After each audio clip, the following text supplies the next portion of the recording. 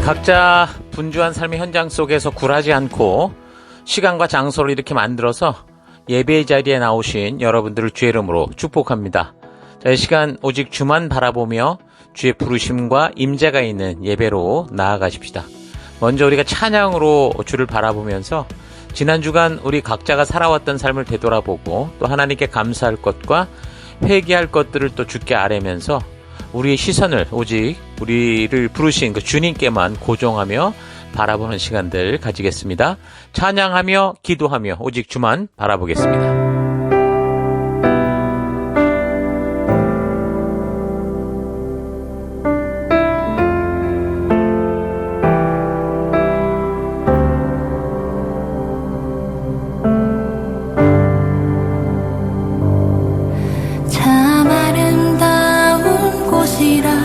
주님의 세계는 정말로 내가 나갔고 솔직할 수 있는 곳, 조금이라도 내라 말할 수 없는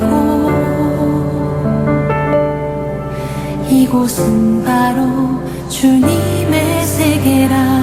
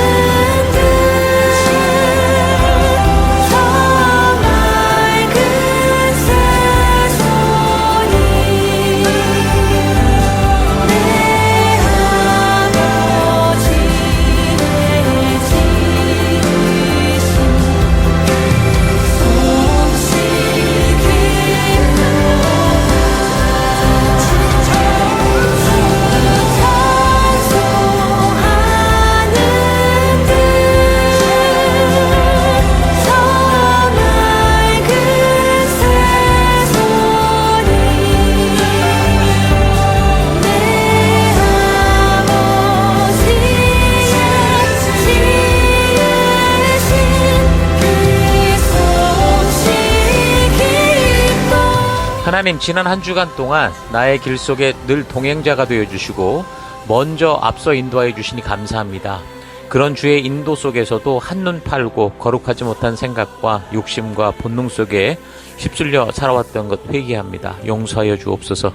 이 시간 흔들리고 방황하는 그곳에서도 함께해 주시고 변함없는 길과 계획과 모든 걸음이 되어주시는 우리 하나님만 바라보겠습니다. 그 예배로 나아갑니다.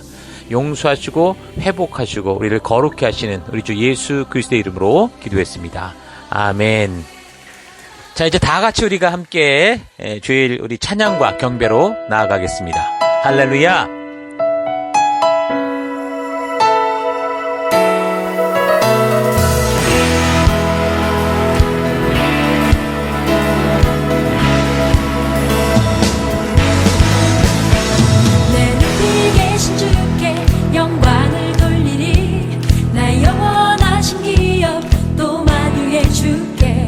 그 높고 높은 위엄 말로 다 못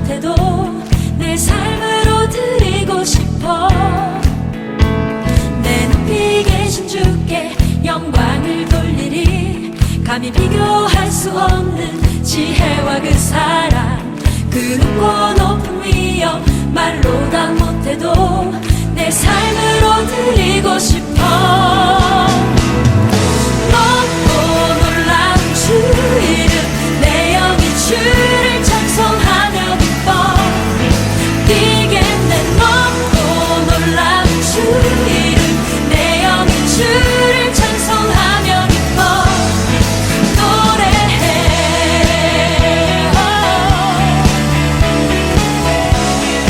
다시 한번 찬양합니다. 높이 계신 주께, 내 높이 계신 주께 영광을 돌리리. 나의 영원하신 기억 또 만유해 주께. 그 높고 높은 위엄 말로 다 못해도 내 삶으로 드리고 싶어. 내 높이 계신 주께 영광을 돌리리. 감히 비교할 수 없는 지혜와 그 사랑, 그 높고 높은 위엄 말로 다 못해도 내 삶으로 드리고 싶어. 높고 놀라운 주 이름, 내 영이 주를 찬송하며 기뻐. 뛰겠네. 높고 놀라운 주 이름, 내 영이 주를 찬송하며 기뻐. 또 노래해. 높고 놀라운 주 이름, 내 영이 주를 찬송하며 기뻐.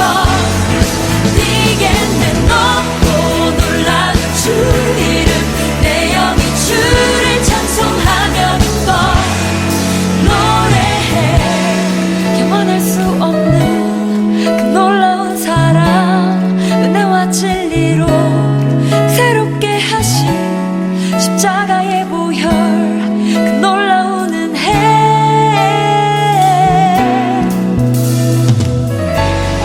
영원할 수 없는 그 놀라운 사랑, 은혜와 진리로 새롭게 하신 십자가의 보혈, 그 놀라운 은혜.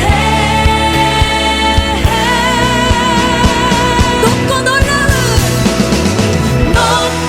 놀라운 주 이름, 내 영이 주를 찬송하며 기뻐. 뛰겠네. 높고 놀라운 주 이름, 내 영이 주를 찬송하며 기뻐. 노래해. 높고 놀라운 주 이름, 내 영이 주를 찬송하며 기뻐. 뛰겠네. 높고 놀라운 주 이름, 내 영이 주를 찬송하며 기뻐. 노래해. 우리 이 시간 높이 계신 주님께 감사함으로 찬양하기 원합니다. 감사함으로.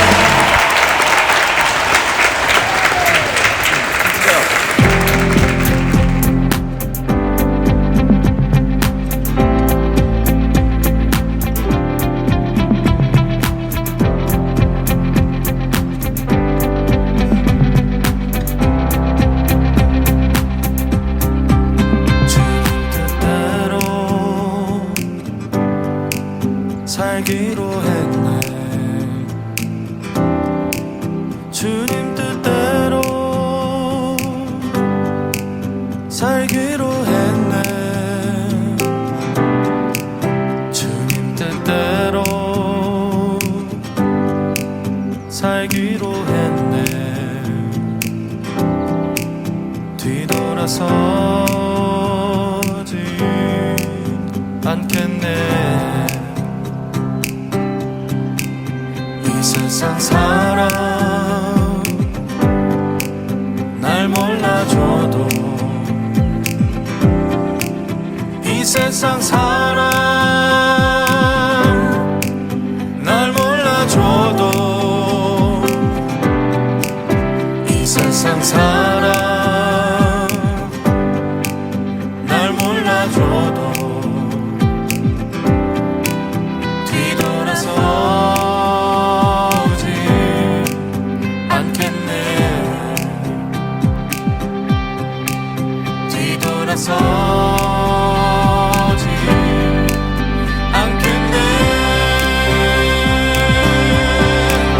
어떠한 시련이 와도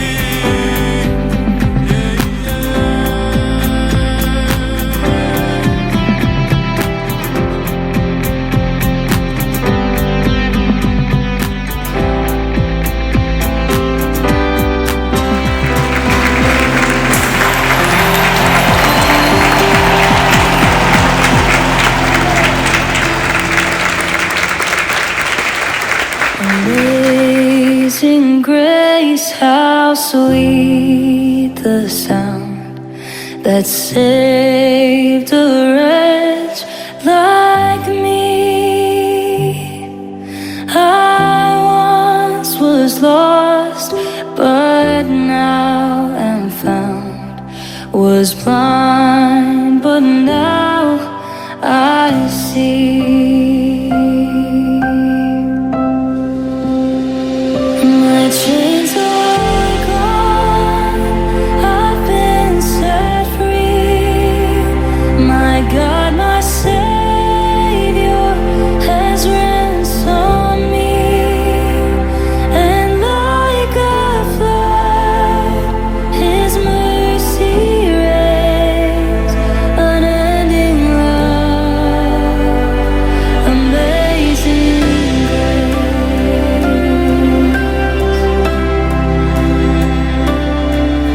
Was grace that taught my heart to fear, and grace my fears relieved.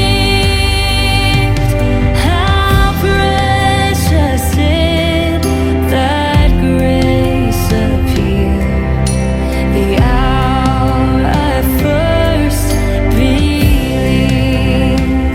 My chains are gone, I've been set free. My God, my Savior has ransomed me. And like a flood, His mercy reigns, unending love, amazing grace.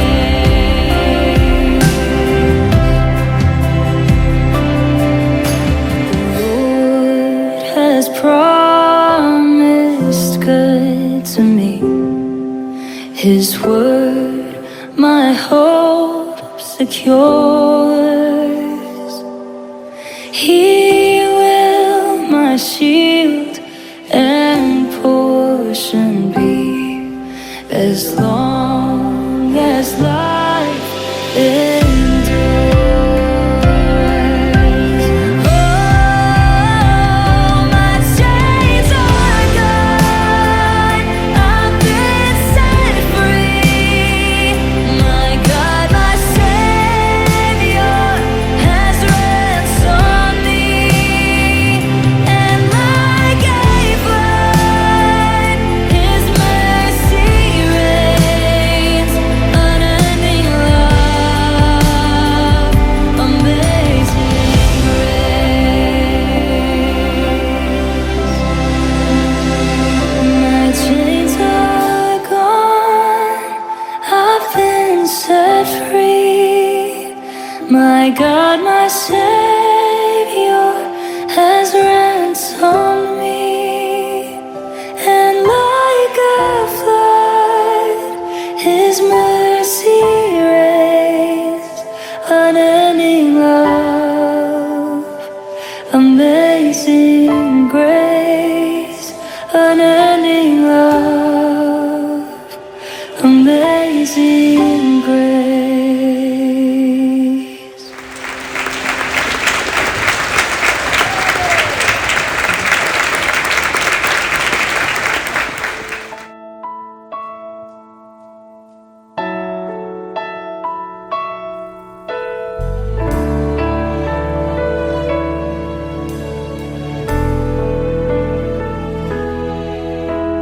주님 다시 오실 때까지 나는 이 길을 가리라. 좁은 문, 좁은 길, 나의 십자가 지고 나의 가는 이 길 끝에서 나는 주님을 보리라. 영광의 내 주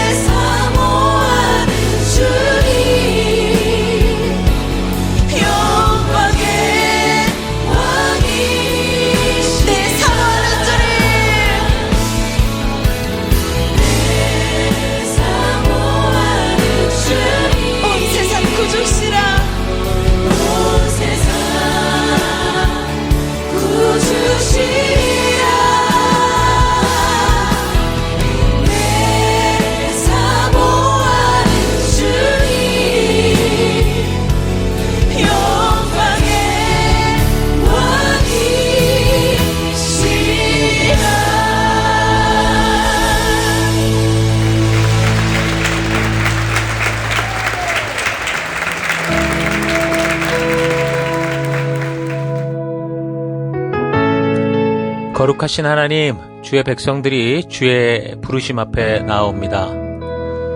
지치고 상한 영혼들, 외롭고 곤고한 하루하루를 보내는 이들, 육신의 질병과 마음의 고통으로 지친 영혼들, 하나님 간절한 소망이 있는 영혼들을 위로하여 주시고 치료하여 주시고 거룩한 생명의 길로 인도하여 주옵소서.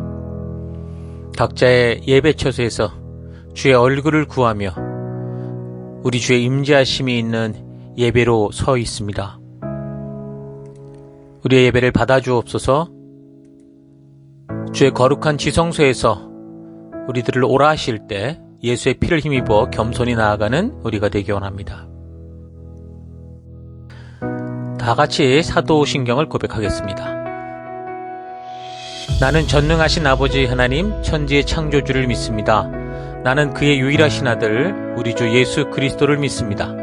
그는 성령으로 잉태되어 동정녀 마리아에게서 나시고 본디오 빌라도에게 고난을 받아 십자가에 못 박혀 죽으시고 장사된 지 사흘 만에 죽은 자 가운데서 다시 살아나셨으며 하늘에 오르시어 전능하신 아버지 하나님 우편에 앉아 계시다가 거기로부터 살아있는 자와 죽은 자를 심판하러 오십니다. 나는 성령을 믿으며 거룩한 공교회와 성도의 교제와 죄를 용서받는 것과 몸의 부활과 영생을 믿습니다. 아멘.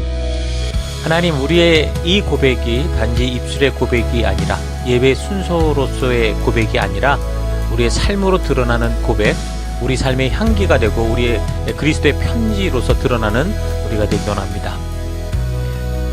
오직 주만 바라봅니다. 예수님 이름으로 기도했습니다. 아멘.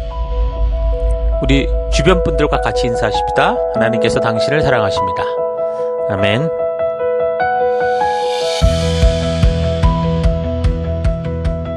예, 우리 7월 12일 또 7월 둘째 주 또 하나님 말씀 함께 살펴가도록 하겠습니다. 이제 우리가 창세기 벌써 15번째 시간을 살피게 되는데요. 오늘의 본문은 19장, 20장의 내용입니다. 하나님의 뜻을 따라가는 사람들, 이제 아브라함에 대한 이야기 오늘 6번째 시간인데 계속해서 하나님 말씀 살펴가도록 하겠습니다. 오늘 본문에 해당되는 창세기 19장 31절에서 33절까지 봉독해 드리겠습니다. 하루는 큰딸이 작은딸에게 말하였다. 우리 아버지는 늙으셨고 아무리 보아도 이 땅에는 세상 풍속대로 우리가 결혼할 남자가 없다. 그러니 우리가 아버지께 술을 대접하여 취하시게 한 뒤에 아버지 자리에 들어가서 아버지에게서 씨를 받도록 하자. 그날 밤에 두 딸은 아버지에게 술을 대접하여 취하게 한 뒤에 큰딸이 아버지 자리에 들어가서 누웠다. 그러나 아버지는 큰딸이 와서 누웠다가 일어나는 것을 전혀 알아차리지 못하였다. 예. 자, 우리는 지금 창세기 1장에서 그 11장까지의 그 원역사, 그러니까 창조, 타락, 홍수 심판, 그 민족들의 기원에 대해서 우리가 다루었고, 또 이어지는 이제 연대기적 역사, 노아 이후 처음으로 이제 하나님과 소통하고 동행하며 인도함을 받는 하나님의 뜻을 따라 살아가는 그 믿음의 모델, 그 아브라함에 대해 살펴오고 있습니다. 우리는 이 하나님이 당신 스스로 나타내시고 스스로 계시하시는 이 아브라함의 이야기를 통해서 하나님은 어떤 분이신지, 그리고 이제 하나님이 어떻게 일하시는지, 또한 우리가 믿는 믿음이 무엇이고 믿음으로 사는 삶이 어떤 것인가라는 것을 살펴오고 있습니다. 자, 지난주까지 창세기 18장, 19장의 이야기를, 상반부의 이야기를 살펴보았죠. 자, 17장에 할례 언약으로 믿음이 회복된 아브라함과 달리 이미 폐경기까지 이른 그 사라의 경우는 하나님이 이루시고자 하는 그 뜻에 대해서 자신의 어떤 역할이 전혀 없다고 생각하면서 아무런 기대조차 없었었다고 했습니다. 자, 그런데 그렇게 되면 아무리 전능하신 하나님께서 이미 폐경기가 지난 여인에게라도 자녀를 가지게 하는 놀라운 능력을 나타낼 수 없는 그런 상황이 되기 때문에, 그래서 하나님이 직접 지금 절망하고 이미 기대조차 없는 사라를 직접 찾아서 다시 더 힘내서 그 믿음의 길을 걷게 하시는 하나님의 세밀한 사랑과 그 열심에 대해서 우리가 살펴봤습니다. 지금 한 50세 된 분에게, 우리 자매들에게 자녀를 더 하나 낳자라고 하면 막 미쳤다고 할 만큼 여자들에게 자녀를 출산하는 일은 나아가서 나이가 더 들어갈수록 거의 목숨을 거는 그 일이나 마찬가지이기 때문에 요즘에는 뭐 결혼이 늦어져서 노산이 많다고 해도 대부분 조금이라도 젊었을 때 자녀를 낳고자 하는 그런 걸 볼 수 있습니다. 자, 그러니까 이제 90세가 된 할머니에게 자녀를 낳자라고 하는 것은 이건 뭐 하나님이 말씀하셔도 그 사라가 자기 목숨을 건 순종을 하려고 정말 하지 않는다면 뭐 그렇다면 자녀를 낳을 수 없는 거잖아요. 그래서 결국 하나님이 말씀하신 대로 자녀를 가지기 위해 하나님의 말씀에 목숨 걸고 순종하는 이 사라 또한 결국 그렇게 본다면 참 위대한 믿음의 어머니라는 걸 알 수 있죠.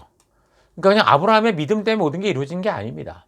아브라함은 아브라함의 믿음이고 또 그를 통해 듣는 그런 이야기를 듣고 또 따라가는 사라는 또 사라의 믿음으로 그렇게 놀라운 일들을 행했던 거죠. 자, 더 중요한 것은 이렇게까지 해서 자녀를 낳게 하려고 하시는 이 하나님의 이 목적은 바로 살아계신 하나님을 알고 이 하나님을 아는 이들로 말미암는 증인을 세우기 위한 것이었는데 바로 이것이 아브라함을 택한 이유라고 그랬고 오늘 이 시대에 아브라함과 같은 믿음으로 사는 성도인 바로 여러분과 저를 택한 이유다라는 것도 우리가 생각했습니다. 자, 믿음으로 자녀를 낳는 일은 사라의 경우나 또 지금 영적인 가정 셀에서 자녀를 낳고 세우는 일이나 정말 쉽지 않고 하나님이 주신 사명을 굳게 믿고 우리 눈에 아무 증거 보이지 않고 오히려 절망스러워 보여도 말씀대로 목숨 건 희생과 수고와 순종과 이 헌신이 꾸준히 있지 않으면 이루어질 수 없는 일입니다. 그래서 우리 셀 리더들이 이런 이 사라의 믿음을 본받아서 믿음의 자녀를 낳는 일에 생명 낳는 생명을 세워가는 이 부르심에 목숨 건 위대한 그런 순종이 있기를 바랍니다. 자, 그리고 소돔과 고모라의 멸망 사건을 보면서 하나님이 심판하시는 하나님이시기 전에 한 영혼을 얼마나 소중히 여기시는 분인가 하는 것을 우리가 살폈습니다. 하나님께 심판은 쉽고 뭐 재밌는 일이 아니라 참으로 괴롭고 어려운 일인 것을 우리가 잘 알아야 하고 그래서 성경에 나오는 심판 사건들은 정말 그렇게 하지 않으면 안 되는 하나님께서 각고의 노력을 기울이셨어도 욕심을 고집하고 죄악으로만 치닫는 삶의 인간들의 욕심의 결과다라는 걸 잘 기억할 필요가 있습니다. 그래서 우리는 하나님께서 그 나라와 도시와 가정과 교회를 용서하실 어떤 한 사람, 그 한 사람이 되어야 된다라는 걸 생각해 봤죠. 여러분은 바로 그 하나님이 찾으시는 그 한 사람, 이 시대와 이 나라와 도시와 가정과 이 교회를 용서할 수 있는 그 한 사람이 되었다라는 거 잊지 마시고 또 하나님이 찾으시는 그 한 사람을 우리가 또 성실히 세워가는 생명 낳는 생명을 세워가는 우리가 되어야 되는 것 이것도 또한 나누었었습니다. 자, 그럼 계속해서 19장에는 하나님께서 소돔과 고모라를 심판할 수밖에 없는 분명한 이유들을 보여주시는데 그 멸망 직전에 구원받은 롯의 이야기는 참으로 이 사건을 읽는 사람들로 하여금 좀 답답함을 느끼게 만듭니다. 롯은 그래도 삼촌 아브라함을 통해서 하나님을 아는 사람이었는데 그가 하나님을 믿는 사람임에도 불구하고 행하는 행동들은 참으로 정말 한심하기 그지없어 보이는 그런 행동들을 하죠. 그 소돔과 고모라를 살피러 간 천사들을 그는 알아봤고 그래서 그들을 귀한 손님으로 받아들였습니다. 그런데 사악한 소돔 사람들이 그 롯의 집으로 찾아와서 그 손님들을 폭행하겠다. 성폭행하려고 그것도 동성 성폭행을 하려고 내놓으라고 하는 그런 사건이 벌어졌는데 이때 롯이 손님을 보호하겠다고 하는 그런 차원에서 남자의 경험이 없는 자기 딸들을 줄 테니 얘들을 데리고 놀아라. 이런 식으로 행동을 합니다. 그 당시 아버지의 권한이 자식의 뭐 생사 열탈권까지 가지고 있을 만큼의 시대였다고는 하지만 그래도 가족 관계에서 이게 흔하게 벌어지는 그런 일은 아니었기 때문에 롯의 이런 행동들은 참으로 정말 어이없는 그런 행동이었죠. 자, 그러니까 곧 재앙이 내릴 것이니까 빨리 떠나라고 해도 롯이 자꾸 지체하니까 그 천사들이 잡아 끌어서 내보내기까지 하고 그러고서도 산까지 뭐 가기 힘들다느니 어쩌니 하면서 자꾸 쉬운 곳, 좀 쉽게 이걸 모면할 것을 택하게 되죠. 소할 땅으로. 또 결국 소돔과 고모라가 멸망하고 나서는 거기에 또 살기 두렵다고 산으로 몸을 피해서 굴 속에서 생활하고 있는 것을 볼 수 있습니다. 가까이 지척에 사실 삼촌 아브라함이 있었는데도 자기가 살던 소돔과 고모라가 망하니까 이 온 세상이 다 망했다고 생각했는지 그 지척에 있던 아브라함도 찾아가지 않고 그렇게 살았습니다.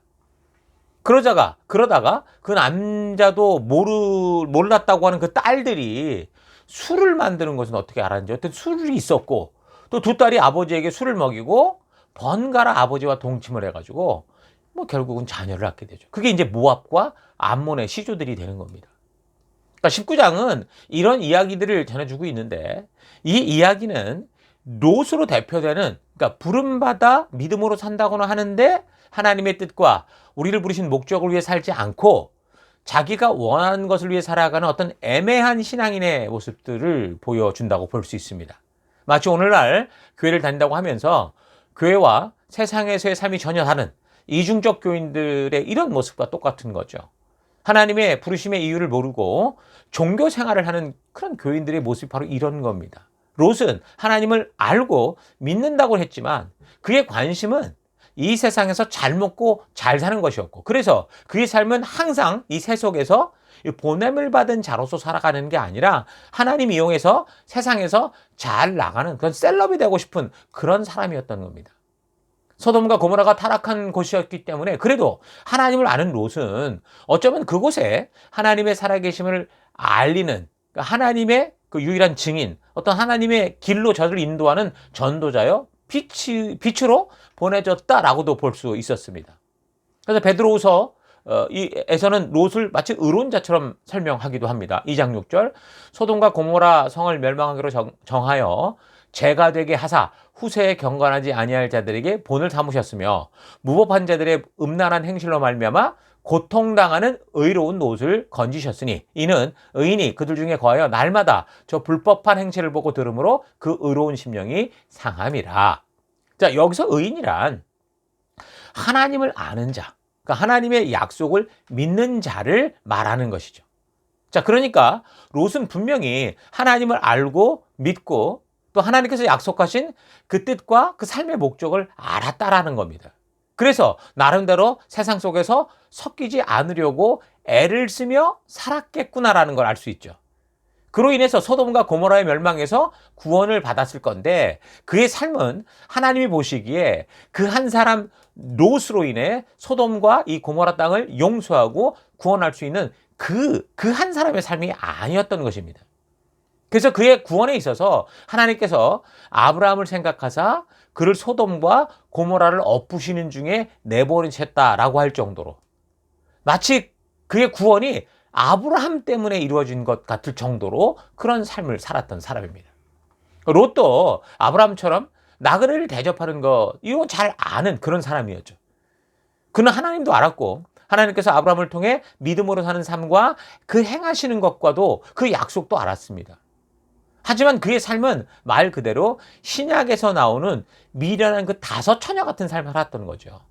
하나님을 알고 있는 것만으로는, 믿는다고 말하는 것만으로는 도시와 나라와 민족을 살리는 믿음이 되지 못하고 롯처럼 간신히 자기 목숨 하나 건지는 그 정도의 삶이 되고 마는 겁니다. 하나님을 믿는다는 것은 삶의 어떤 시기, 어떤 상황과 어떤 환경 속에서도 하나님의 말씀의 가치를 따라 순종하는 삶을 살아간다라는 걸 말하는 거거든요. 그래서 믿음이란 롯처럼 알고만 있는 상태, 교회당만 왔다 갔다 하고 있는 상태를 말하는 게 아니고 아브라함처럼 그 하나님을 알기에 그 뜻대로 행하는 삶을 살아가고 있는 상태다. 이게 믿음이다라는 걸 우리가 알 수 있습니다. 그러니까 아브라함은 그 당시 타락하고 부패한 소돔과 고모라에서 좀 떨어진 곳에서 살았죠. 그러나 현재 우리 성도들의 현실은 어떻습니까? 마치 롯과 같이 소돔과 고모라와 같은 이 세속 안에서 롯과 그의 가족처럼 전부 섞여 살 수밖에 없는 그런 상황입니다. 그래서 베드로가 말하듯이 우리는 날마다 이 죄악이 상식인 세상을 살아가면서 이 세상에 보여주는 여러 다양한 죄악들을 보고 듣고 살아가게 되므로 우리의 심령이 힘들고 고통받고 시험받고 또 자신도 모르게 보고 듣는 것들로 인해서 감염되고 중독되어 가고 있는 것을 알 수 있습니다. 얼마 전에 잠깐 영상을 봤는데 일본의 그리스도인들이 작죠. 그들에게 인터뷰를 했는데 그들이 힘든 게 모든 문화가 이상한 그 우상의 문화가 되어 있기 때문에 교회를 다니므로 말미암아 그들의 축제나 어디를 가도 모든 게 다 이런 그 이상한 문화와 연결되어 있어서 그거를 그냥 거절하거나 또는 안 하려고 하는 게 너무 힘들다는 거야. 그 얘기를 하는 거죠. 롯의 딸들을 보십시오. 그 음란한 도시에서 저들은 남자를 알지 못하는 순결한 처녀들이었다라고 말합니다. 그러나 저들은 소돔과 고모라의 사이 속에서 그 사회 속에 학교를 다녔을 것이고 교육을 받았을 것이고 늘 소돔과 고모라의 그 세속적인 문화 속에서 그렇게 살아가는 사람들을 항상 보고 듣고 일본에 있었던 기독교인들처럼 그렇게 살았다라는 거겠죠.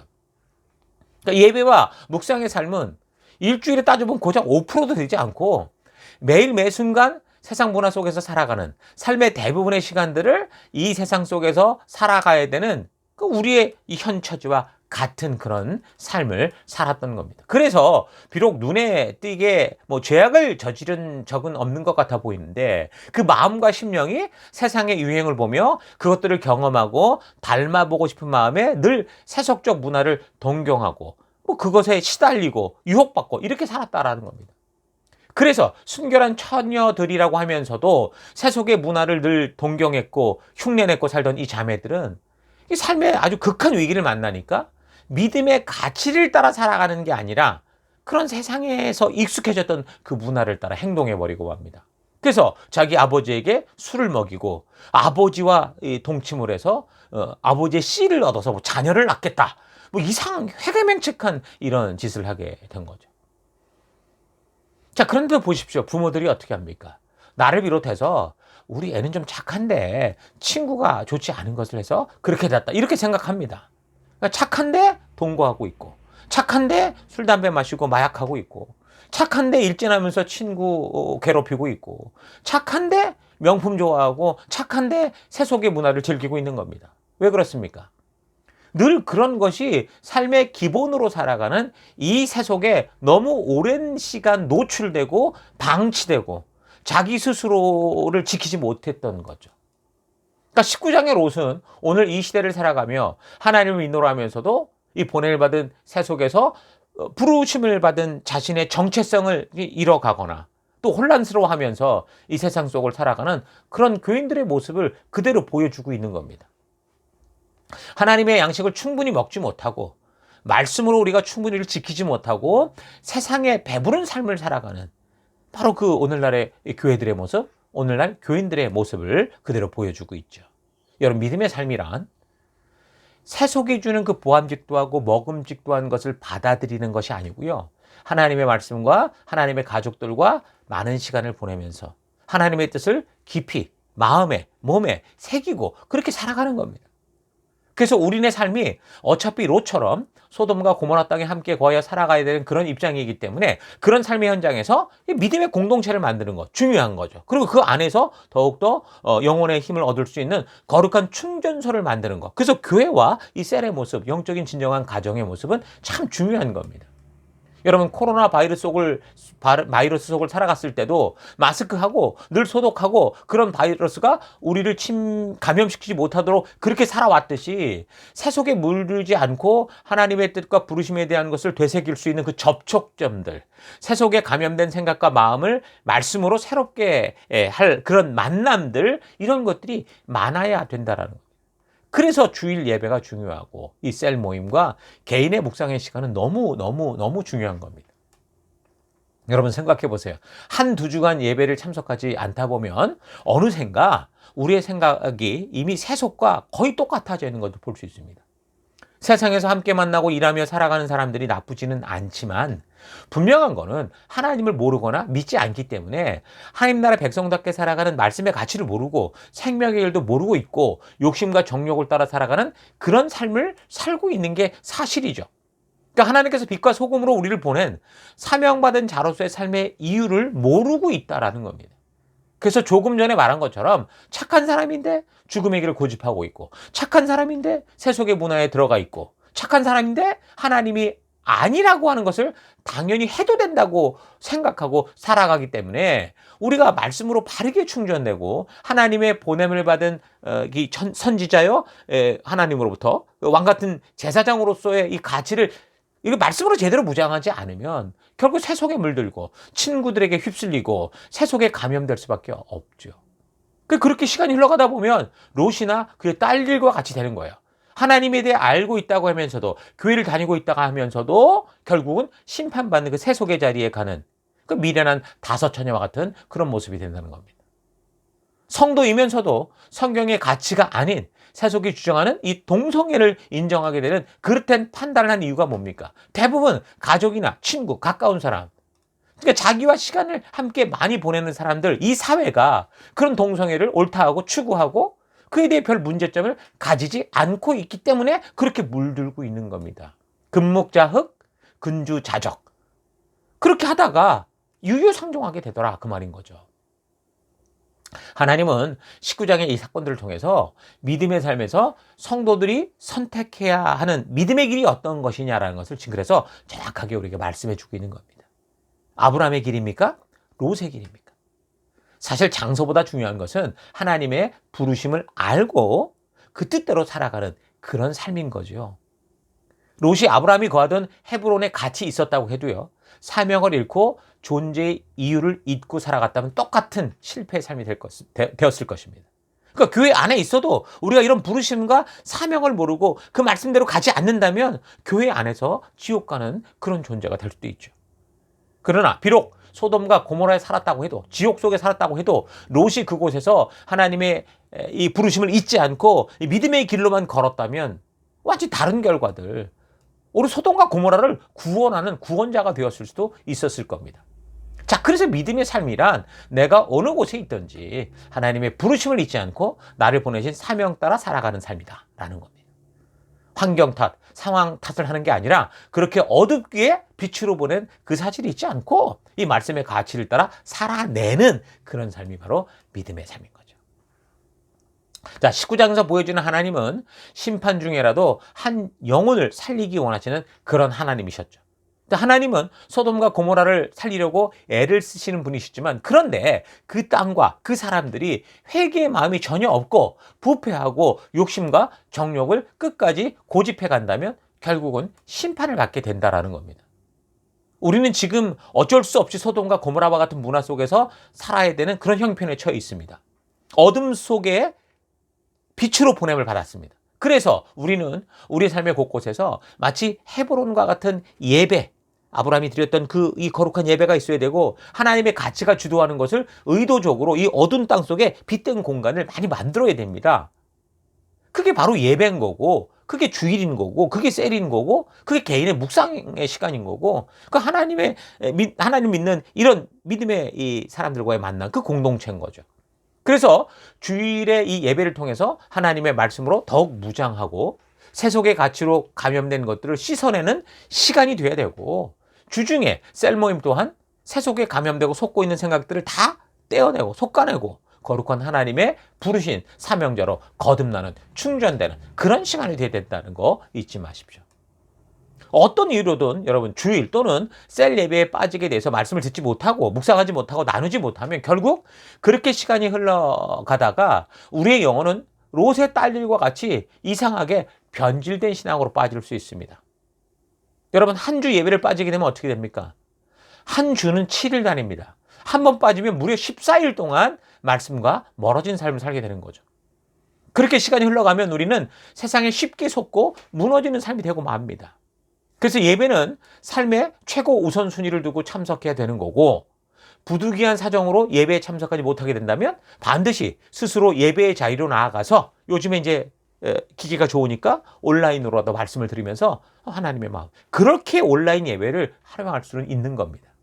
그래서 말씀으로 세속에 감염되고 속아가던 그런 생각들을 씻어내고 하나님의 말씀의 약속에 근거한 이 말씀의 가치로 다시 바르게 무장되는 그런 시간들이 꼭 있어야 되는 거 잊지 마십시오. 자, 계속해서 20장을 보십시다. 아브라함이 헤브론의 그 마므레 지역에서 이제 그랄 지역으로 이동하는 걸 볼 수 있습니다. 소돔과 고모라의 재앙으로 말미암아 아마 그 지역도 영향을 받았을 것이라고 성경학자들이 이야기를 하는데, 이 그랄 지역은 지중해 쪽으로 더 가까운 블레셋 지역에 속해 있었습니다. 이곳에 이전에 그 12장에 이집트에 내려갔다가 생겼던 일들과 같은 그런 비슷한 사건이 바로 여기서 벌어지게 되죠. 아내를 누이라고 속이게 될 수밖에 없는 그런 일이 또 발생하게 됩니다. 자, 12장에서도 나누었듯이 아브라함이 아내를 누이라고 말하게 된 것은 그 당시 권력이 있거나 힘이 있는 사람들이 한 여자에 빠지면 그 여자를 어떻게 해서든 자기 걸 만들려고, 자기 소유로 만들려 하기 때문에 남편이 있으면 남편을 죽여서라도 여자를 뺏는 그런 분위기였죠. 그리고 무엇보다 이 사라의 나이가 12장에서는 약 65세에서 75세 정도였었고 여기 20장에서는 89세가 되거든요. 그리고 지난주 18장에 나누었듯이 이미 폐경기가 온 그런 몸 상태였습니다.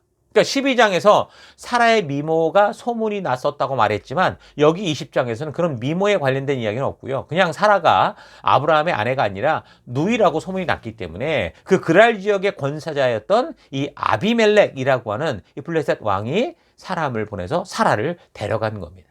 그러니까 블레셋 지역에 아브라함이 머물 수밖에 없는 그런 상황이 되니까 아브라함과 적과의 관계가 아닌 동지의 관계를 위해서 아브라함이 누이가 있다고 하니까 아마 사라를 데려다가 어떤 정략 결혼 그런 어떤 계약을 맺으려고 했던 것 같아요. 그것을 통해서 자기 이 영토권 내로 들어오고 있는 이 부유하고 강력한 이 족장 아브라함과 동맹 관계를 맺기 위해서였을 것이라고 보는 게 좀 무난한 해석이라고 볼 수 있겠죠. 어쨌든 아브라함은 이전에 조카 그 롯을 구하기 위해서 그 레반트 남부 지역의 족속들을 다 짓밟았던 그 메소포타미아 연합군을 자기가 기른 그 300여 명의 군사로 단독적으로 쫓아 올라가서 물리친 적이 있었기 때문에 이 아브라함에 대해서는 그 주변에 아주 용맹하고 특별한 족속들이다라고 소문이 나 있었습니다. 그러나 정작 아브라함은 그 전쟁을 이기게 한 분이 자기의 능력과 힘이 아니었다라는 걸 알았어요. 하나님이었다라는 걸 알고 있었기 때문에 자기의 족속이 뭔가 대단하게 이렇게 막 이 소문이 커지는 거에 대해서 그래서 경계의 대상이 되고 자칫 공격의 대상이 될 수 있다는 것을 항상 두려운 그런 마음으로 살고 있었던 거 아닙니까?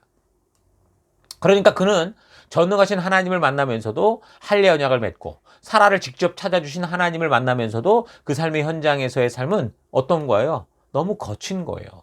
그래서 얼핏 보면 겁장이로 보일 정도의 삶을 살아갑니다. 우리 그리스도인들이 그렇지 않습니까? 우린 전능한 하나님의 자녀임에도 우리의 삶의 현장은 너무나 거칩니다.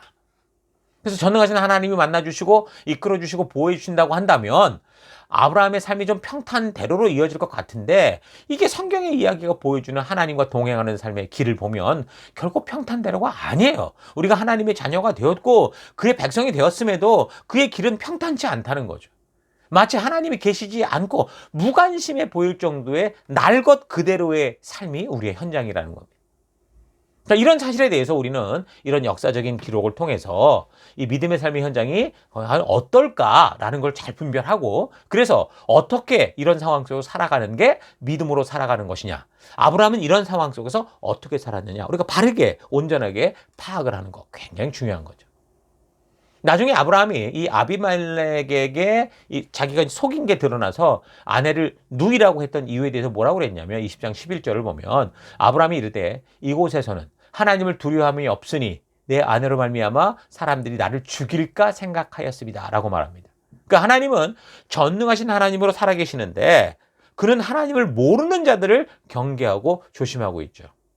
이런 삶이 믿음이 없는 삶일까요? 아니면 이런 삶이 하나님을 모르는 그 패악이 판을 치는 세상에서 성도가 지혜롭게 살아가는 믿음의 삶의 방법일까요?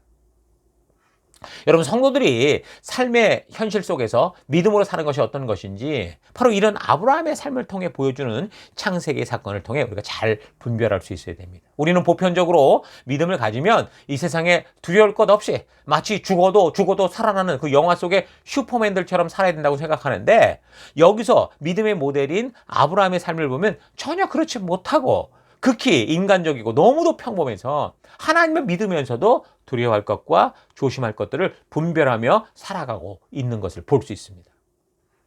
자, 이 10장을 통해 보여주는 이런 사실의 옳고 그름에 대해 우리가 바르게 분별하려면 그 시대의 배경과 시대적 상황들을 먼저 바르게 파악할 수 있어야 됩니다. 그래야 이런 이야기를 통해 주인공들이 행동하고 말하는 것을 바르게 이해해서 하나님이 어떻게 일하시는가를 우리가 바르게 알 수 있게 되죠. 일단 역사적으로 살펴보면서 알게 되는 아브라함은 분명 평범해서 두려움을 안고 살던 그런 사람이었지만 아내를 팔아먹으면서 자기가 잘 살아보려고 하는 그런 파렴치한은 분명히 아니었습니다. 오히려 조카 롯을 구하기 위해서 죽음을 각오하고 용감하게 행동할 수 있었던 그런 인물이었죠. 그럼에도 불구하고 아내 사라를 누이라고 하기로 한 거는 그들이 정말 이복 남매 관계이기도 했지만 20년 전 이집트에 내려갈 때부터, 아니 그 하란을 떠나올 때부터 아마 자기들끼리 이미 이야기가 되지 않았을까 싶어요.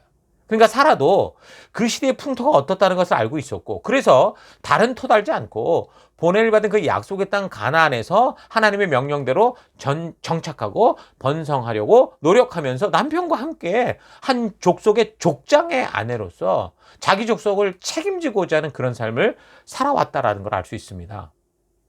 그러니까 사라는 남편을 원망하며 이집트 왕에게 끌려가고 아브라함에게 이를 갈며 아비멜렉에게 그렇게 끌려간 게 아니에요.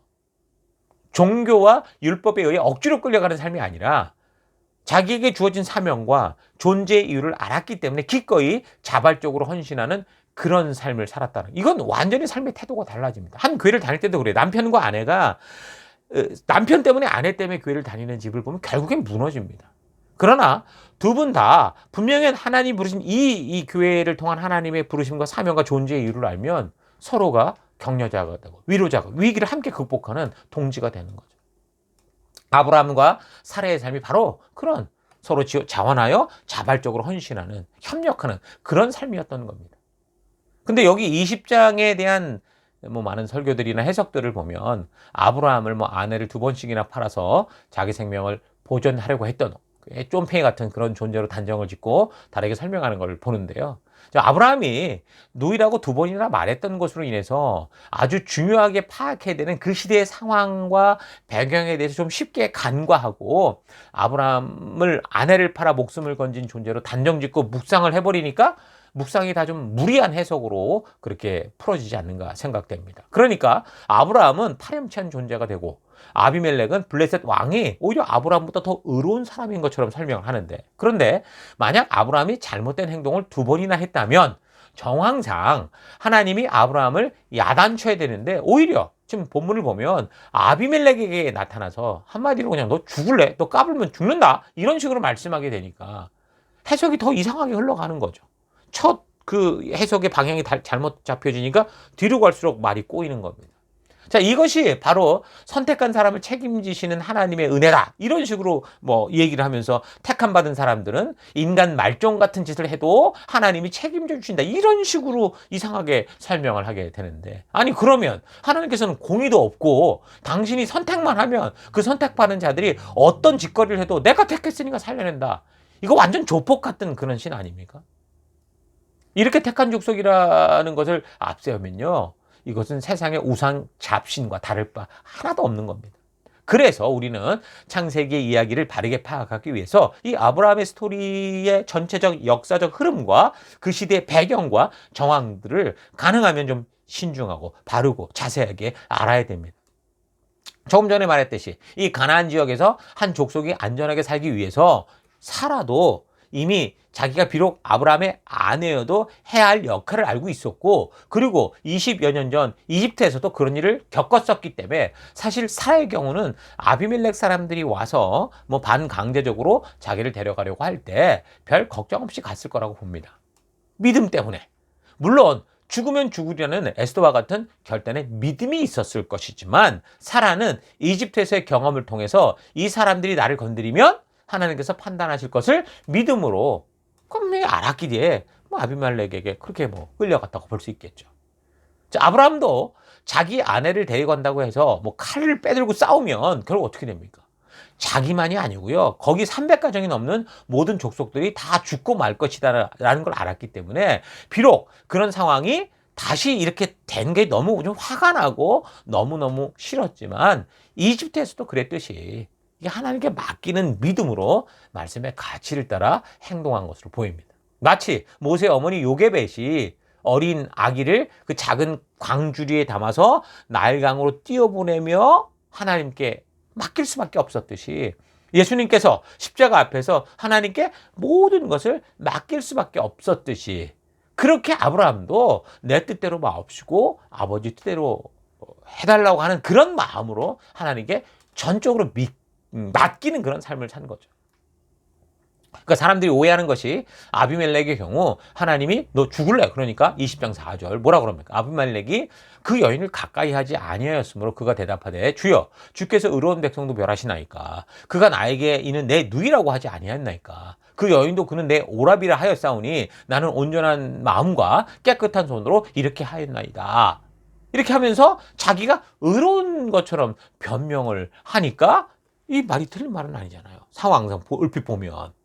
물론 아비멜렉은 그 시대 문화가 다 그러니까 자기가 왕으로서 자기 땅에 들어온 아브라함이라는 좀 특이하고 강한 족속들과 좋은 어떤 정치적 연합을 위해서 큰 충돌이나 싸움 없이 해결할 수 있는 방법으로 이 혼인 관계를 맺으려고 했다고 볼 수 있는데, 자, 그래서 그렇게 일이 풀려지는 것 같았는데 자기가 아무래도 아브라함 족속보다 훨씬 많고 강하고 아브라함 공동체는 자기 영토 안에 있었기 때문에 사실은 이 아비멜렉은 갑의 입장이죠. 그래서 갑의 입장에서 무언의 큰 압박과 바둑으로 말하면 완전히 그냥 딱 아다리에 걸렸다고 할 그런 상황으로 보면, 아브라함이 그런 상황이었다 보면 되는 겁니다. 자, 그러니까 아브라함이 사라의 경우, 아브라함이나 사라의 경우 사실 이 블레셋 족속들이 자기들을 다 죽이려고 하면 그냥 어떻게 해보지도 못하고 꼼짝없이 당할 수밖에 없는 그런 입장이었기 때문에 자기의 족속을 살리기 위해서 아브라함과 사라는 한 족속의 리더로서 자기들을 희생하고, 그래서 정말 하나님의 전능하심을 믿고 맡기는 그런 식의 믿음의 행동을 할 수밖에 없었던 겁니다. 물론 아브라함이 정직하게 아내라고 말했을 수도 있을 건데 지금까지 묵상해온 역사적 배경과 정황상 아마도 아브라함이 하나님의 전능하심을 알고 있지만 하나님이 어떻게 일하시는 분임을 알았기 때문에 하나님을 모르는 족속들에게 어떻게 행동해야 하는지를 알고 있었고 그냥 그렇게 행동했다고 봅니다. 그래서 아브라함이 아비멜렉에게 11절 너희가 하나님을 모르니 내가 하나님의 이름으로 말한다고 해도 나를 죽이려고 할 거 아니냐 이렇게 말을 하죠. 자, 우리는 지금 이런 사건을 통해서 아브라함이 인식하고 있는 하나님에 대해 잘 관찰해 볼 필요가 있습니다. 아브라함이 하나님의 부르심을 따라 걸어가기 시작하면서 그의 삶에서 만나게 되는 삶의 여러 가지 사건들을 통해서 하나님을 구체적으로 인식해가고 있었을 것인데 지금 아브라함이 하나님을 어떤 분이라고 생각하고 행동하는지 잘 분별해 볼 필요가 있는 거죠. 지금 하나님께서는 아브라함과 사라에게 닥친 이 문제를 어떻게 풀어가시고 있습니까? 자, 이 과정을 잘 보면 하나님이 누구신지 또한 아브라함이 알고 있는 하나님에 대한 인식이 어떤 것인지 우리가 알 수 있습니다. 자, 계속되는 내용을 보면 20장 6절 하나님이 꿈에 또 그에게, 그러니까 아비멜렉이죠, 이르시되 네가 온전한 마음으로 이렇게 한 줄을 나도 알았으므로 너를 막아 나에게 범죄하지 아니하게 하였나니 여인에게 가까이 하지 못하게 함이 이 때문이라 라고 하면서 이를 좋게 풀어가려고 하십니다. 자, 그렇지 않으면 그랄 땅에서 당분간 살아야 되는 아브라함과 그 일행들이 절대 안전할 수 없었기 때문이죠. 자, 이렇게 말로 좋게 풀지 않으면 하나님께서 이 블레셋 족속들을 다 멸망시켜야 하는데 하나님은 공의의 하나님이시죠. 그러니까 이 세상 질서를 당신 마음대로 다 자기 어떤 그 욕심이나 생각 때문에 휘집어 놓는 그런 분이 아니라 창조의 원리를 따라 자유의지를 지닌 인간들이 만들어내는 삶의 결과들을 그대로 인정하시고 그래서 인간들 스스로 그 하나님의 뜻을 따라 자발적으로 나아갈 수 있도록 그렇게 일하시는 분이시라고 그랬잖아요. 그러니까 내가 택한 백성이 아브라함이니까 다른 사람이나 종족은 다 쓰레기다 이렇게 하는 분이 아니라는 거예요. 자, 그래서 계속되는 말씀 보면 아브라함이 쉽게 정직하게 말할 수 없었던 이유를 더 알 수 있는데 이 하나님을 믿지 않는 아비멜렉이 언제 무슨 짓을 할지 몰랐기 때문에 그러니까 하나님이 더 안전한 조치를 취하시는 겁니다. 20장 7절을 보면 이제 그 사람의 아내를 돌려보내라. 그는 선지자라. 너를 위하여 기도하리니 네가 살려니와 네가 돌려보내지 아니하면 내가 너와 너에게 속한 자가 다 반드시 죽을 줄 알아라. 그러니까 하나님께서 아비멜렉에게 아무튼 이 사람을 온전하게 보내지 않으면 다 죽어. 알았지? 이렇게 하시는 걸 보면 아비멜렉은 한 번 말하면 듣는 그런 순수한 자가 아니었다라는 거죠. 그러니까 모략과 술책이 욕심이 가득 찬 존재라는 걸 알 수 있습니다. 여기서 하나님은 아브라함을 선지자라고 소개했거든요. 선지자가 뭡니까? 예언자, 하나님의 말씀을 맡은 자라는 거죠. 그러니까 하나님의 뜻을 듣고 알아서 하나님의 마음을 전하고 하나님의 뜻대로 순종하게 행하면서 하나님께서 이루시고자 하는 꿈과 계획을 알리는 자, 그것을 성취해가는 자가 바로 선지자, 예언자죠. 자, 이런 사실을 볼 때 성도의 정체성을 우리가 또 알 수 있는데 아브라함과 똑같은 이 시대에 살아가는 모든 성도들 또한 바로 그런 하나님의 마음을 전하는 선지자요 왕 같은 제사장이다라는 걸 이 정체성을 우리가 알 수 있는 겁니다. 그러니까 하나님을 믿는 아브라함을 하나님은 당신의 존재를 알리고 전할 선지자로 왕 같은 제사장으로 보신다는 거죠. 이와 마찬가지로 오늘날 성도로 부름받은 믿음으로 살아간 우리들 또한 하나님이 그렇게 보시고 그래서 우리를 빛이다 증인이다 이렇게 말씀하시는 겁니다. 아브라함이 하나님의 선지자라는 이 하나님의 말씀을 듣는 미신과 우상을 섬기면서 꿈이나 신적인 축복을 소중하게 여기는 이 이방인 아비멜렉 같은 경우 자신들의 신관으로 봐도 신의 선지자를 높여보는 그 관습상 아브라함의 위상이 높여 보였겠지요. 신의 선지자라고 하니까. 자, 그래서 앞으로도 함부로 신의 선지자 아브라함을 도발하지 못하도록 아예 아브라함을 신의 대리자처럼 이렇게 생각하게 해서 정말 왕 같은 제사장으로 이렇게 세워주셔서 미래까지 안전할 수 있도록 하나님이 그렇게 조치를 취하시는 겁니다. 이 아비멜렉은 다행히 자기가 단지 사라를 가까이 하지 않았을 때 하나님이 나타나셔서 그렇게 말씀하시는 바람에 자기가 아무 짓도 안 했다고 하면서 의로운 척했지만 그는 결코 그렇게 순수하고 의로운 존재는 아니었고요. 오히려 음흉한 계획을 가지고 자기 권세를 이용하는 아주 사악한 그런 생각을 하는 사람이었습니다. 그러니까 아브라함을 불러서 그래서 너 왜 누이라고 속였냐고 역정을 내면서 자기는 정말 사라가 아내였다는 것을 알았다면 내가 이러지 않았을 거야 라고 떠들었지만 그는 충분히 아브라함과 그 족속들을 해하려고 했던 그런 존재라는 걸 분명히 알 수 있습니다. 이런 사건에 대해서 영적으로 분별해 본다면 사탄이 지금 얼마 전 그 홍수 심판 이후 바벨탑 사건으로 아주 크게 성공했잖아요. 그래서 온 나라 백성들이 우상을 섬기게 해서 자신이 하나님 자리를 꿰차고 세상 왕국의 왕의 자리를 누리고 있는데 하나님께서 보니까 또다시 믿음의 사람을 찾아 하나님의 나라를 세워가는 것을 보면서 어떻게 해서든 이것을 방해하고 하나님께서 이루시고자 하는 믿음의 혈통을 끊어버리려고 했을 겁니다. 그런 일에 아비멜렉이 동원이 돼서 이제 곧 하나님께서 당신의 뜻을 이루기 위해서 이삭을 낳게 하겠다고 약속했던 이 사라를 납치에다가 거룩한 혈통을 아주 더럽히는 짓을 하려고 한 것을 볼 수 있죠.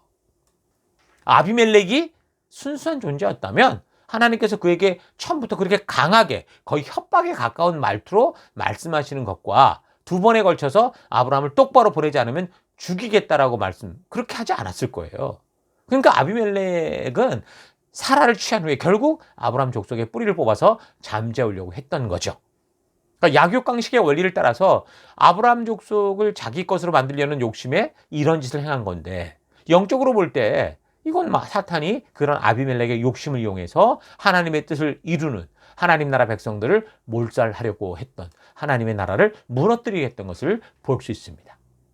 자, 계속되는 내용을 보면 아비멜렉이 하나님의 경고를 받고 이런 일을 저지른 것에 대한 사과의 의미로 은 1000개나 줘서 이 일을 무마하려고 했던 그런 내용이 나옵니다. 만약 아비멜렉의 말대로 아브라함이 전적으로 잘못한 거라면 그냥 사라를 보내기만 하던가 아니면 거꾸로 네가 거짓말했다고 손해배상을 청구했을 수도 있을 건데 그러지 않고 보니까 화해금을 아브라함에게 먼저 줬다라는 거는 아무래도 이 아비멜렉이 분명 불선한 의도를 가지고 이 일을 행했고 아브라함의 사례를 수치스럽게 했던 그런 잘못이 분명히 있었기 때문에 아마 그것에 대한 배상으로 보입니다. 우상을 믿고 살아가는 사람들은 그렇잖아요. 뭔가 찝찝한 것에 대해서 다 털어내야 불운이 없다라고 생각하는 그런 꼴인 거죠. 그래서 대부분 이 20장의 내용을 해석할 때 아브라함을 두 번이나 아내를 속여 자기만 살려고 했던 야비한 존재로 너무 밑바닥으로 내동댕이 치고 그것을 근거로 택함을 받은 자의 논리를 주장하던가 그 택한 자를 도우시는 하나님의 은혜를 너무 강조하는 거 이건 좀 무리한 해석이라고 볼 수 있는 겁니다. 아브라함은 지금 하나님과 할례 언약을 통해서 믿음이 회복된 상태였고요. 또 하나님께서 직접 사라까지 찾아주셔서 사라도 믿음이 회복되어서 이제 곧 이삭을 낳을 그런 준비를 하던 상태인데 이런 역사적인 흐름의 정황을 전혀 고려하지 않고 그냥 이 내용만 보고 12장의 그 이집트에 있었던 일과 연결시켜서 한쪽으로 너무 일방적으로 해석하는 것은 좀 무리한 해석이라는 거죠. 아브라함과 사라는 지금 그냥 자기와 자기 가족만 딸랑 살면 되는 그런 개인 정도가 아니라고 그랬죠. 그에겐 지금 300가정이 넘는 대식구들을 책임지는 한 족속의 대표였습니다. 리더였고 민족의 족장이었습니다. 그래서 아브라함과 사라는 자기 족속을 위해 희생하고 저들을 지키기 위해 책임을 지는 그런 사람들이었죠. 그래서 이런 내용을 통해 우리 성도들도 우리 성도가 그냥 나만 교회를 다니면서 복받고 잘 살자 이게 아니라 우리가 함께하는 공동체라는 이 책임의식을 꼭 가져야 되는 거 잊지 마십시오. 물론 아브라함이 아주 성숙하고 특별한 믿음을 가진 건 아니었습니다. 우리가 살펴오듯이 그냥 우리와 너무나 동일한 그런 삶을 사는 평범한 존재였는데 다만 하나님을 굳게 믿기로 했고 그래서 삶의 현장에서 하나님이 계시다는데 왜 삶이 이렇지 않은 너무 많은 의문스러운 일을 겪으며 살아가면서도 하나님이 어떤 분이시고 어떻게 일하시는지를 배워가면서 점점 인격적으로 성숙해가는 그런 사람이었습니다. 그는 평범했어도 조카 롯이 잡혀갔을 때 자기의 작은 군대로 다른 민족들의 연합군과도 싸운 그런 용감한 사람이었죠. 소돔과 고모라 지역의 풍성함을 알았으면서도 그런 곳에서 거짓된 부자가 되지 않겠다 결단하고 그냥 황량한 황무지라도 거하고자 했던 하나님의 뜻을 따라가는 사람이었던 거예요. 이런 아브라함이어서 택함 받은 건 아니지만 그는 결코 부인을 누이라고 속여서 자기의 실속을 세우고자 하는 그런 사람은 아니었다라는 건 확실합니다. 자, 여러분 스스로 내가 설명한 이 역사적인 정황들을 좀 점검해 보시고 더불어 더 좋은 자료들을 찾아서 이 20장의 역사적인 배경과 상황들을 잘 파악해서 더 깊은 묵상과 또 성령님의 인도하심을 따라 하나님의 귀한 마음 만나는 우리가 되길 바랍니다. 자, 하나님은 미숙하고 어리숙해도 하나님을 믿음으로 그 말씀을 따라가고자 하는 사람들을 지키십니다. 그리고 여기 20장을 통해 볼 때 우리가 그 전능한 하나님을 믿고 살아도 믿음의 사람으로 살아가는 세상은 너무도 약육강식의 세상, 막무가내의 세상인 것을 볼 수 있습니다. 믿음의 사람들은 말하자면 권투 경기에 권투 글러브를 끼고 올라간 사람이라면 세상 사람들은 권투 경기에 총과 칼을 가지고 올라와서 어찌 이기든 이기면 된다라고 덤벼드는 그런 존재와 같습니다. 당연히 권투 경기에서 총칼을 들고 규칙도 없이 싸우는 사람들이 이기는 이런 세상 속에서 믿음의 사람들은 세상처럼 그렇게 싸우지 않고 하나님의 뜻대로 싸워가는 존재들이기 때문에 하나님이 지키시고 보호해 주시는 거예요. 그런 이야기를 아브라함을 통해 보여주시는 겁니다. 그리고 믿는 자들은 아브라함에게 하나님이 말씀하시듯 믿는 자들은 어떤 존재라는 거예요? 왕같은 제사장이요? 바로 선지자, 증인이요, 빛이라는 겁니다. 이 땅에 하나님의 뜻을 전하는 예언자요, 왕같은 제사장이 바로 믿음의 사람들이다.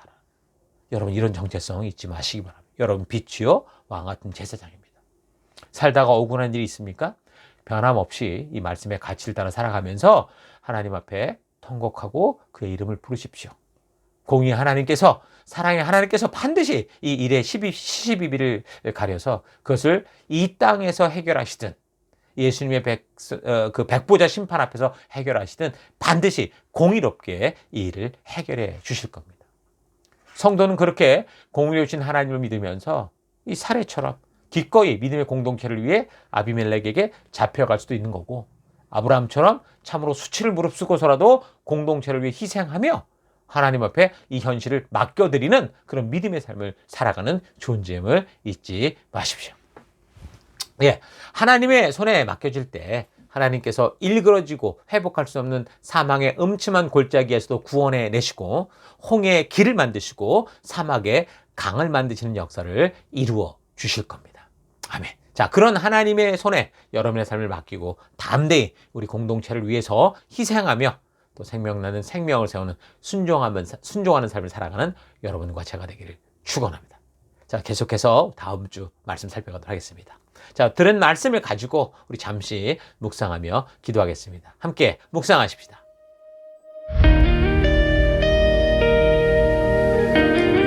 예, 오늘 말씀을 통해 나는 어떤 하나님의 음성을 들었습니까? 스스로 한번 잘 되돌아보시기 바랍니다. 나는 아브라함 같은 성도인지 롯과 같은 성도인지 소돔과 고모라와 같은 세상 속에서 살아가야만 하는 우리에게 중요한 게 무엇일까요? 말씀이 있는 예배를 소중히 여기고 하나님의 말씀과 접촉점을 아주 크게 확장하여 업그레이드하기 바랍니다. 알고 있고 믿고 있다는 말만 하는 믿음이 아니라 알기에 순종하고 믿음으로 용기 있게 이 공동체와 하나 되어 살아가는 우리가 되기를 바랍니다. 우리는 아브라함처럼 하나님을 믿기에 약속을 받은 백성들이죠. 때로 우리가 믿음으로 살려고 하니까 정말 이러지도 저러지도 못하고 하나님께 맡겨드려야만 하는 그런 깜깜한 순간이 오더라도 사라처럼 죽으면 죽으리라는 그런 믿음으로, 또 아브라함처럼 모든 것을 주께 맡겨 이끄시는 대로 가고자 하는 그런 결단으로 나아가는 우리가 되기를 바랍니다. 그런 결단이 있으십니까? 여러분의 삶이 버겁고 힘이 드십니까? 우리 예수님의 이름을 부르며 하나님 앞에 기도하십시오. 그가 도우시고 의의 길로, 생명의 길로 인도해 주실 겁니다. 지금 여러분의 삶에 너무 절망 같은 그 삶이 어떤 것인지 되돌아보시고 그 절망 속에서 길을 만드시는 하나님을 바라보는 귀한 시간 되기를 바랍니다. 이 시간 그런 하나님을 바라보며 우리 잠시 함께 기도하기 원하는 것은, 첫째, 롯과 같이 믿음으로 부름받았음에도 내가 원하는 삶, 늘 나를 위한 삶에 바빠서 나를 이곳에 보내시고 세우신 하나님의 증인된 삶을 늘 외면하며 살아왔던 것 회개합니다. 기도하시고, 두 번째, 하나님의 마음을 품고 우리 하나님이 우리를 보내신 그 보내심 따라 살아가는 그 한 사람을 세우는 일에 핑계치 않고 우리가 함께 하나 되어 믿음으로 나아가기 원합니다. 기도하시고, 마지막 세 번째, 하나님 아브라함처럼 사라처럼 공동체를 위해 기꺼이 희생하며 죽으면 죽으리라는 믿음으로 온전히 하나님께 모든 것을 전적으로 맡기며 오직 말씀의 가치를 따라 살아가는 그런 인생 되기 원합니다. 참 결단하시며 기도하십니다. 기도하겠습니다.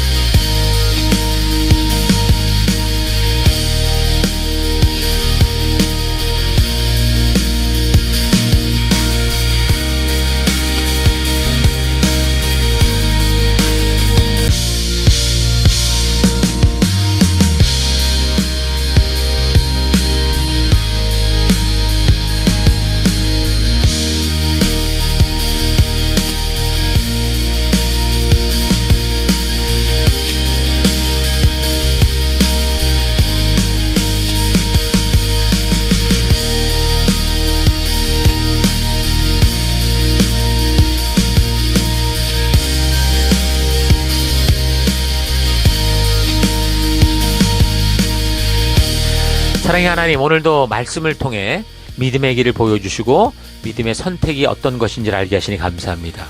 하나님, 롯과 같이 믿음으로 부름받았음에도 내가 원하는 삶, 늘 나를 위한 삶이 바쁘다고 나를 이곳에 보내시고 세우신 하나님의 증인된 삶을 늘 외면하며 살아왔던 것 회개합니다. 용서해 주옵소서. 사랑의 주님, 하나님의 마음을 품고 우리 하나님이 우리를 보내신 그 보내심 따라 살아가는 그 한 사람, 생명 낳는 생명을 세우는 일에 핑계치 않고 하나님 믿음으로 담대히 힘써 나아가는 내가 되기를 결단합니다.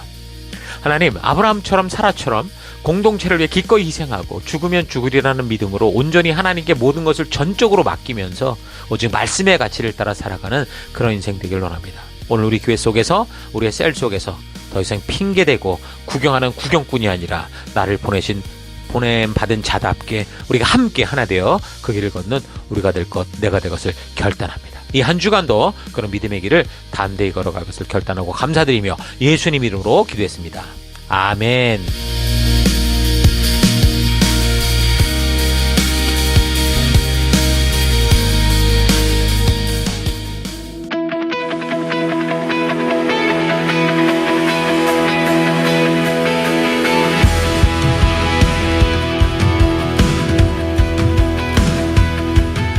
7월 12일 교회 소식을 함께 나누겠습니다. 이번 주는 2026년 셀 위크 24번째 주간입니다. 우리 교회는 셀 모임을 통해 생명 낳는 생명을 세우는 사명을 감당하고 있습니다. 생명 낳는 생명을 세우는 사명은 하나님의 전적인 은혜로 구원받은 모든 성도들의 존재의 이유입니다.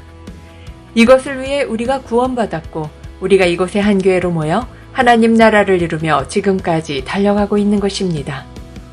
그러므로 모든 성도는 영적인 가정 셀에 속하여 말씀의 기초를 확실하게 쌓으며 그 말씀 위에서 지체들과 서로 격려하며 하나님께서 순종하는 우리를 통해 이루시는 치료와 회복에 놀라운 은혜들을 누리시기 바랍니다.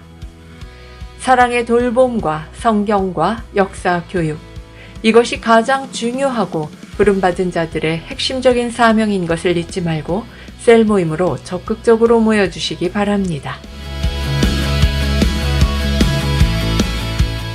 7월 둘째 주인데요. 매월 두 번째 주간 저희 교회가 집중하는 사역 포인트는 각 성도가 생명을 낳는 생명을 한 사람씩 세우는 것입니다. 우리의 믿음은 그냥 교회당에만 왔다 갔다 하는 것이 아니고 하나님께서 부르시고 주신 사명을 따라 어떤 상황과 환경이 다가와도 그 사명을 하는 우리 지체들, 생명들이 함께 힘을 모아 하나님께서 우리 하나님 나라 백성들에게 맡기신 생명을 낳는 생명을 세워가는 것입니다. 각 셀 안에서 1대1 모임에 참여하여 생명을 낳는 생명을 세우는 사명에 함께하는 우리가 되십시다. 2026년 하반기 셀 사역이 시작되었습니다.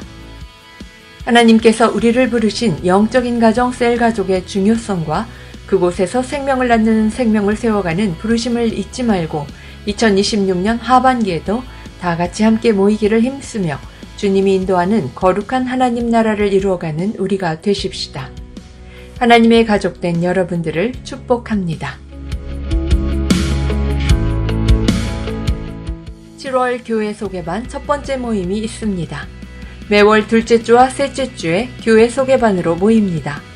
교회를 처음 방문해 주시고 우리 교회와 함께 하시는 분들을 위한 모임입니다. 이 나눔을 통해 우리가 믿는 믿음과 우리 교회가 존재하는 목적과 그것을 이루어가는 방법에 대해 소개하며 여러분이 스스로 건강하게 교회를 선택할 수 있게 가이드하는 모임입니다. 교회를 처음 오시는 분들은 누구라도 함께 오셔서 귀한 하나님의 부르심과 인도하심을 함께 누리는 시간 되기 바랍니다. 모임 장소는 로버트 화이트홀 스몰룸에서 모입니다. 저희 교회를 새로 방문해 주신 지체들을 환영합니다. 오늘 이곳 예배당 예배 그리고 영상 온라인 예배에 처음 참석해 주신 분들을 주의 이름으로 환영합니다.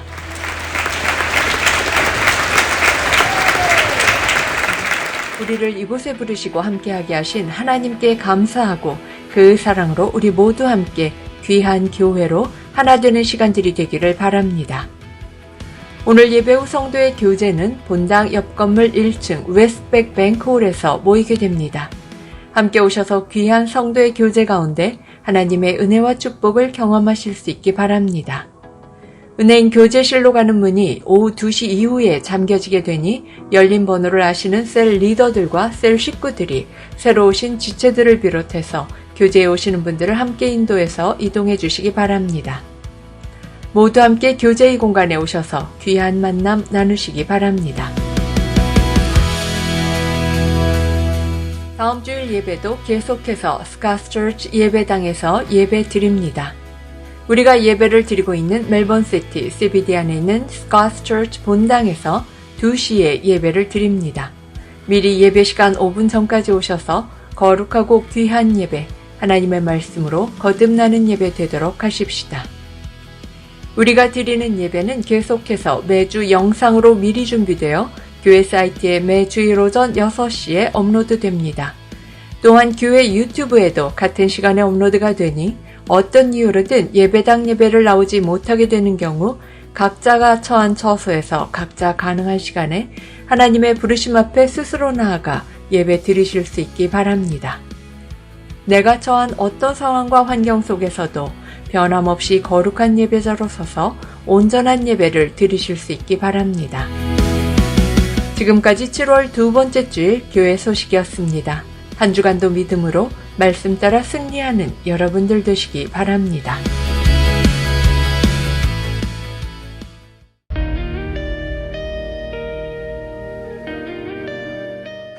계속해서 함께 우리 교회가 존재하는 목적을 선포하고 축도로 예배를 마치겠습니다. 2026년 사람을 세우는 교회임을 잊지 않고 살아가는 교회 되기. 그 사명을 감당할 때 사랑을 가지고 사명을 이루는 교회 되기. 하나님이 주신 방향을 잃지 않고 열심을 다하는 교회 되기. 사명을 위해 구별하신 열방의 제사장 나라, 거룩한 교회 되기. 어떤 상황과 환경 속에서도 하나님의 말씀대로 용기 있게 순종하는 교회 되기. 아멘. 자, 이런 부르심 잊지 마시고 이제 각자 보냄받은 삶의 터 곳곳으로 돌아가셔서 우리가 보냄받은 그 땅, 우리의 가정과 직장과 사업과 학업과 모든 관계 속에서 이 세속의 풍요와 화려함에 유행에 휩쓸리는 삶이 아니라 부르신 사명 따라 그 어두움을 빛으로 비추고 썩어가는 것을 소금으로 막는 거룩한 하나님의 백성 되시기를, 그런 한 주 되시기를 주의 이름으로 축원합니다. 다 같이 기도하겠습니다. 이제는 우리 주 예수 그리스도의 은혜와 하나님 아버지의 그 크신 사랑하심과 성령님의 감화, 감동, 위로, 축복, 충만하심이 오늘 말씀을 통해 롯과 같이 교회당만 왔다 갔다 하며 하나님을 안다고 하는 게 믿음이 아니라 아브라함과 같이 하나님의 말씀대로 순종하며 살아가는 삶이 참된 믿음의 삶인 것을 깨달아 어떤 상황과 환경이 다가와도 그 모든 삶의 순간마다 오직 하나님 말씀의 가치대로 순종하며 살아갈 것을 결단하는 모든 백성들 머리 위에 이제로부터 영원토록 함께 하실지어다. 아멘.